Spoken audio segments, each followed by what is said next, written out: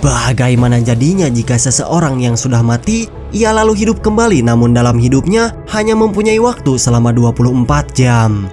Film yang akan saya bahas kali ini berjudul 24 Hours to Life, di mana film ini menceritakan tentang seorang pembunuh bayaran yang hanya memiliki waktu selama 24 jam untuk balas dendam akibat istri dan anaknya telah dibunuh.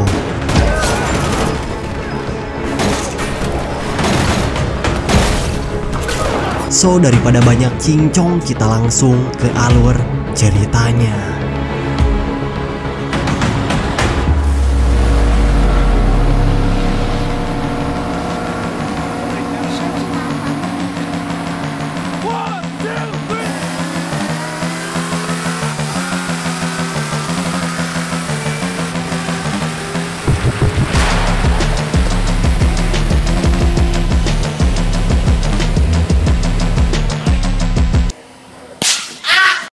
Berlatar di Afrika, cerita dibuka dengan memperlihatkan kepada beberapa mobil Interpol yang sedang membawa seorang saksi penting bernama Asur, yang diketahui jika Asur adalah seorang mantan organisasi kriminal bernama Red Mountain, di mana organisasi tersebut merupakan tempat eksperimen ilegal yang sangat berbahaya. Dan eksperimen apa, Bang Ur? Nanti ya dijelasin Orkes. Untuk itu, para agen pemerintah berusaha keras mengungkap tentang kebusukan kelompok Red Mountain dengan menjadikan Asur sebagai saksi kunci untuk menjelaskan di depan semua anggota PBB. Namun saat Asur akan dibawa menuju markas pusat, tiba-tiba muncul anggota Red Mountain yang menghadang mobil pasukan Interpol, sehingga mereka langsung melepaskan tembakan saat itu juga.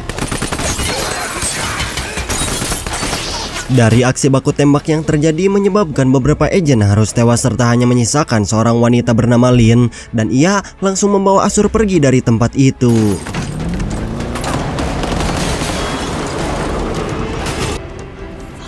Kemudian film berpindah kepada seorang pria bernama Travis yang mana terlihat sedang minum-minum di pantai Florida dengan ditemani sang ayah mertua bernama Frank. Dan sedikit informasi, Travis adalah seorang mantan tentara Amerika yang beralih profesi menjadi seorang pembunuh bayaran. Hingga Travis yang sudah terkenal di dunia membunuh, jasanya seringkali disewa oleh para kriminal kelas kakap yang entah membunuh saingan politik atau orang-orang penting yang mengancam jabatan mereka. Meskipun ayah mertuanya sudah tahu tentang pekerjaan Travis, ia tidak mempermasalahkan hal tersebut karena di matanya Travis adalah orang baik yang bertanggung jawab kepada keluarga. Yang setelah puas mancing lauk paus, kemudian mereka lanjut menabur abu jenazah mendiang istri Travis supaya arwah istrinya selalu gentayangan di pantai ini.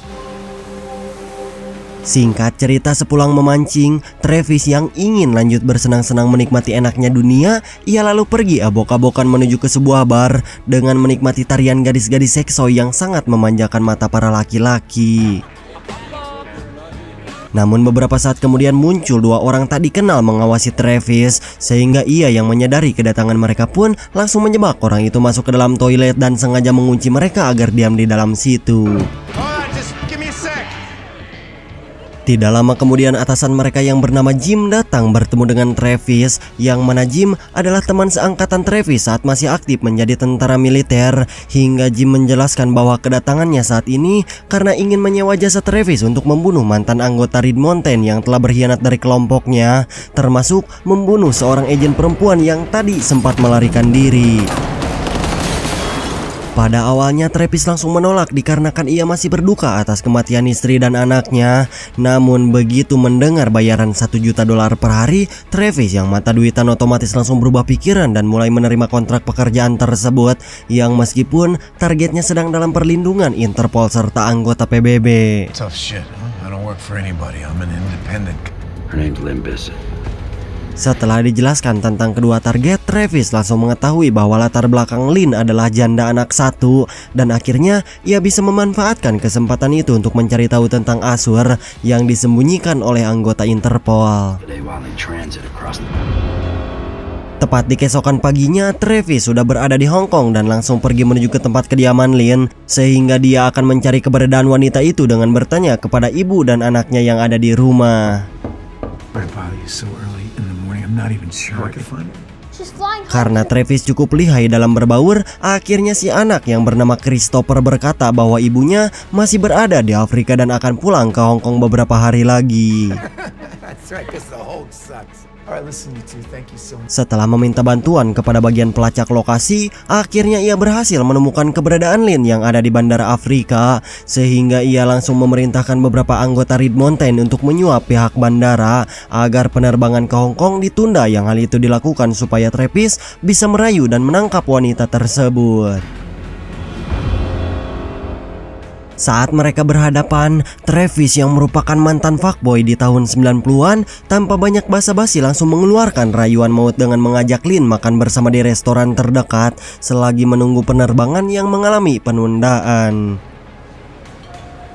Di waktu bersama itulah mereka mulai blak-blakan dengan bercerita tentang hidup mereka masing-masing, terutama Travis bercerita tentang mendiang anak dan istrinya yang tewas karena kecelakaan.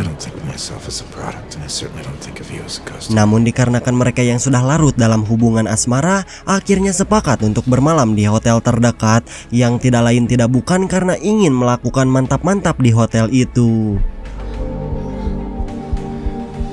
Di keesokan paginya, Travis mendapatkan kesempatan untuk mengambil ponsel milik Lin yang diam-diam mulai menyalin data-data penting di ponsel tersebut. Namun di saat akan menghabisinya, Travis malah tidak jadi untuk menembak Lin dikarenakan merasa tidak sanggup jika harus membunuh janda anak satu. Setelah Travis pergi meninggalkan hotel, Lin yang baru menyadari data-data di ponselnya telah disalin, otomatis langsung lompat tarik mengejar Travis dan mulai menodongkan senjata ke arahnya. Sehingga di saat itu terjadi aksi baku tembak antara wanita janda dan pria duda. Namun naas, Travis harus tertembak tepat di bagian dadanya.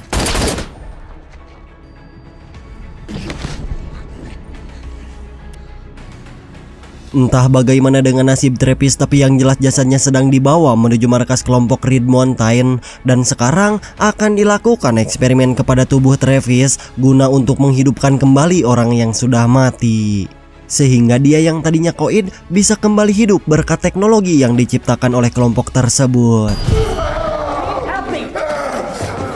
Tidak lama kemudian muncul pemimpin Red Mountain bernama Whistler yang menjelaskan kepada Travis bahwa tujuan dari eksperimen ini adalah untuk memberikan kesempatan hidup kepada orang yang sudah tewas. Akan tetapi para pemerintah malah melarang keras eksperimen ini dikarenakan dianggap sudah melewati ambang batas dalam peraturan yang sudah diadakan.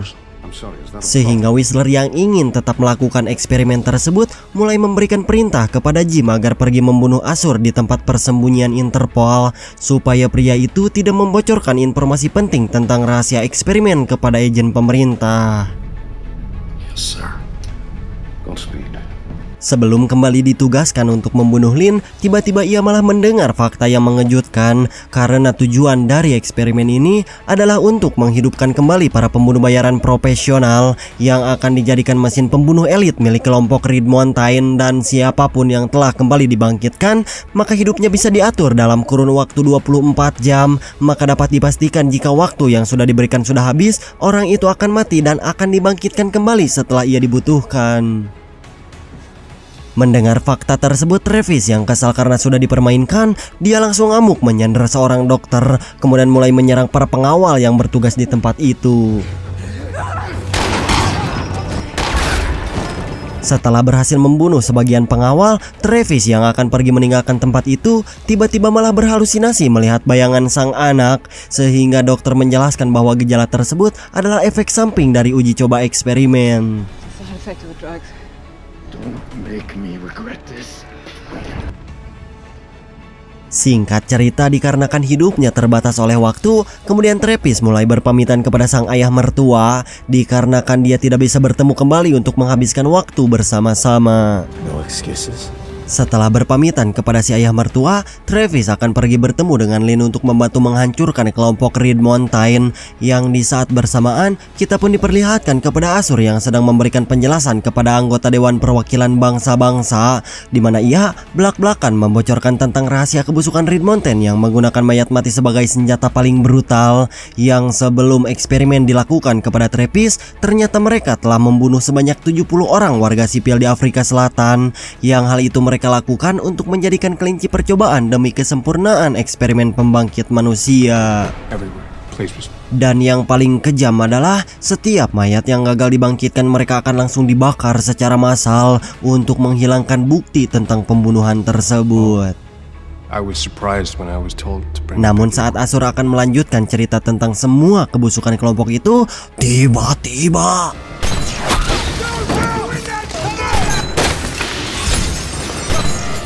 ternyata ada seorang sniper mulai menghabisi satu persatu anggota Interpol, yang mana si pelaku penembakan adalah Jim yang telah membidik mereka dari jarak jauh. Setelah berhasil membunuh sebagian agen pemerintah, ia mulai memberikan perintah kepada anak buahnya untuk langsung menyerbu masuk ke dalam markas, yang tentu saja membuat Lin dan anggota sedikit kerepotan. Ditambah lagi, mereka harus melindungi Asur agar tidak terbunuh oleh pasukan Red Mountain. Saat keadaan terpojok itulah beruntung Travis datang menolong dan bergegas membawa Lin dan Asur pergi meninggalkan gedung. Kemudian di saat mereka akan pergi menuju suatu tempat, tiba-tiba Asur malah terkena tembakan sniper dari si bongsang Jim. Singkat cerita, setelah berhasil lolos dari kejaran kadal bolong, Asur yang sudah kehilangan banyak darah terkena tembakan sniper mulai perlahan-lahan tidak sadarkan diri, dan sebelum tewas ia sempat menyerahkan memori yang berisikan tentang kebusukan kelompok Red Mountain, yang mana Asur diam-diam menyimpan beberapa video kejam yang telah dilakukan oleh kelompok tersebut. Sementara Jim yang baru menyadari bahwa memorinya sudah menghilang, dia yakin bahwa Lin pasti telah mengambil memori penyimpanan yang dimaksud, sehingga Jim mulai memerintahkan anak buahnya untuk menculik Christopher, dan mereka akan memanfaatkan anak tersebut untuk mendapatkan memori itu kembali. Dan benar saja, tidak lama kemudian tiba-tiba Jim mulai menghubungi mereka dan berkata bahwa antek-anteknya telah berhasil menculik Christopher dan berjanji akan melepaskan anak tersebut jika memori itu dibarter dan nyawa si anak bisa terselamatkan tanpa ada luka sedikit pun. Mendengar anaknya diculik, otomatis dia langsung syok parah hingga Travis mulai berusaha menenangkan Lin dan berjanji akan membantu menyelamatkan Christopher meski harus mengorbankan nyawanya sekalipun. Dan untuk menghemat waktu, di sana Travis mulai mengajak Lin ke markas rahasia untuk mengambil perlengkapan senjata yang akan mereka gunakan melawan anggota Red Mountain. Dan setelah itu, mereka lanjut pergi menuju markas seorang pimpinan gangster Afrika bernama Amala untuk meminta bantuan mereka menghancurkan kelompok tersebut. Pada awalnya Amala sempat menolak karena menurut sudut pandang mereka, Red Mountain adalah kelompok pundi amal yang sering menyumbangkan uang serta fasilitas kesehatan, dan tidak etis atuh kalau harus menyerang organisasi bantuan mah. Namun di sana Travis tiba-tiba menunjukkan beberapa bukti bahwa sebenarnya Whistler dan para anak buahnya telah menjadikan penduduk Afrika menjadi bahan percobaan eksperimen layaknya tikus-tikus laboratorium lah, dan untuk menutupi kebusukannya, ia sengaja berbuat baik kepada para penduduk agar kelompok mereka tidak dicurigai jika ada puluhan warga Afrika yang menghilang, padahal sebenarnya mereka telah diculik dan dijadikan tumis lenca oleh si bongsang Whistler. Mendengar fakta tersebut, Amala yang murka karena baru tahu tentang kebenaran itu pun akhirnya mau membantu Travis untuk menghancurkan kelompok Red Mountain, terutama balas dendam kepada Whistler yang sudah membuat warga Afrika Selatan menderita. Singkat cerita, kemudian beberapa anggota Red Mountain sampai di Afrika dengan membawa anak dari Lin, yaitu Christopher, yang secara bersamaan Travis dan si mamah Lin menghadang mobil tersebut. Di saat barter itulah tiba-tiba para warga lokal muncul yang mulai bersiap-siap untuk menghabisi beberapa anggota Red Mountain, dan atas perintah Amala, para warga yang sudah siap mati mulai menyerang anggota kelompok tersebut, hingga sebagian anggota yang ketakutan melihat kebrutalan penduduk Afrika langsung kabur membawa Christopher. Dan apakah kalian tahu mereka mempunyai apa? Ya, salah satu warga membawa sepucuk RPG yang langsung menembak salah satu mobil. Hingga Travis yang melihat hal tersebut langsung bergegas mengejar, yang pada akhirnya Christopher pun berhasil diselamatkan.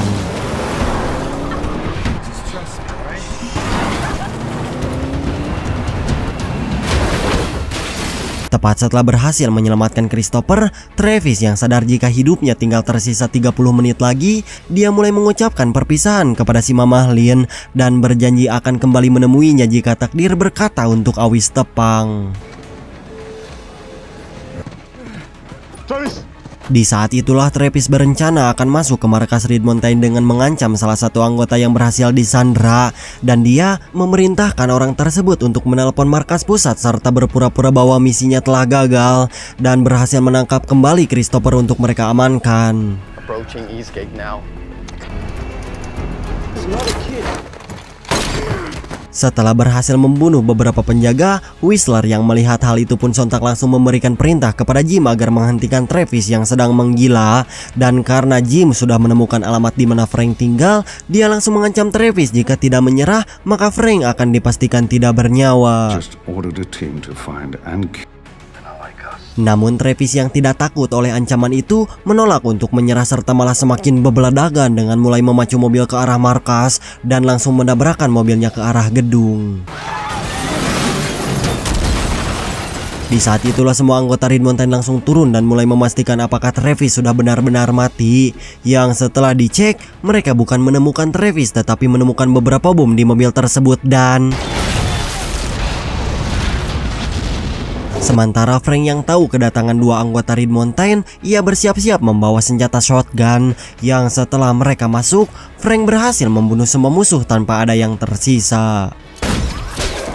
Begitu juga dengan Lynn yang telah sampai di gedung PBB untuk memberikan bukti rekaman tentang kebusukan kelompok Red Mountain. Kembali kepada Travis yang berhasil menyelamatkan diri dari ledakan tersebut, sehingga Whistler yang kesal mulai mengadakan sayembara serta akan memberikan imbalan $1 juta kepada siapapun yang berhasil membunuh Travis. $1 million to the man who kills Conrad. Sehingga dengan bayaran yang cukup tinggi, membuat semua anggota mulai bersemangat untuk membunuh Travis, yang ujung-ujungnya terjadilah aksi baku tembak antara solo versus squad, dan Travis mulai menunjukkan sikap brutal dengan membantai satu persatu musuh yang terus berdatangan.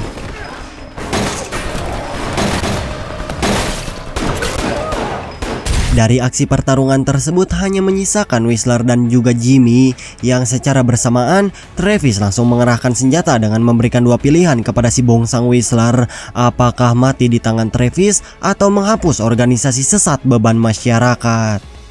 Namun tiba-tiba sebuah plot twist akhirnya terungkap, di mana orang yang telah membunuh anak dan istri Travis ternyata adalah Jim yang diperintahkan oleh si bapak Whistler, dan alasan beliau melakukan hal itu dikarenakan kesal kepada Travis yang terus menolak bergabung dengan organisasi Red Mountain. Sedangkan untuk Jim, dia beralasan jika ia terpaksa melakukan hal tersebut karena takut sang atasan membunuh keluarganya. Maka dari itu Jim terpaksa melakukan hal keji itu kepada keluarga Travis guna untuk melindungi anak dan istrinya.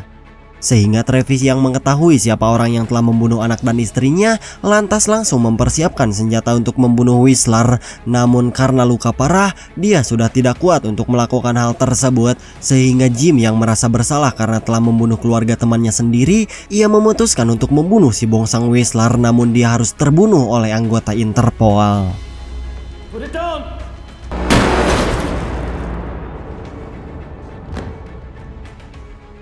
Dan di akhir film, Travis yang hanya tersisa beberapa detik tiba-tiba mulai mengingat kembali momen-momen saat bersama keluarganya dan sempat merasa bersalah karena gagal menjaga mereka. Sehingga film ini pun selesai. Nah bre, itulah film yang saya ceritakan hari ini. Terima kasih buat kalian yang udah nonton dan udah komen juga ya, meskipun komennya pertama bang, hadir bang Ur. Segitu juga udah bersyukur banget asli teman-teman. Kalau nggak ada kalian apa tuh ya, saya hanyalah oncom tutung lah paribasana yang cuman bisa ngomong doang gitu. Tapi semoga video yang saya berikan bermanfaat. Semoga kalian semua yang ada di rumah terhibur. Salam buat abah ambu yang ada di rumah, panjang umur, sehat selalu. Tetap semangat buat kalian-kalian yang mungkin lagi ngerantau untuk mencukupi kebutuhan di rumah. Dan kalian adalah sosok yang terbaik sampai kapanpun. Sekian dari saya, mohon maaf apabila ada kekurangan, dan sampai jumpa di video selanjutnya. Bye-bye.